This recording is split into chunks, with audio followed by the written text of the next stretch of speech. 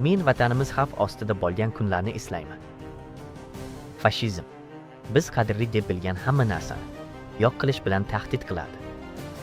Lekin biz taslim bo'lmadik. Biz birlashdik va erkinlik, kelajak uchun kurashdik. Men 109 jangovar parvozlarni amalga oshirdim, razvedkachilarni tushirdim va partizanlarni ta'minladim. Har bir parvoz g'alabaga qadam edi. 1945 yil 9 mayda men Germaniyaning taslim bo'lish aktini va g'alaba bayrog'ini Moskvaga olib kelgan ekipajning bir qismi edi. Bu bizning mustahkam irodamizning ramzi bo'lgan g'alaba lahzasi edi.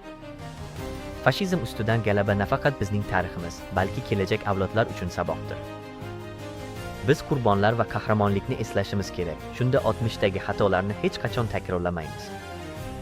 Biz fashizmni yengdik, lekin tinchlik va erkinlik uchun kurash davom etmoqda. Keling, qahramonlarimizni eslab, har doim vatanimizni himoya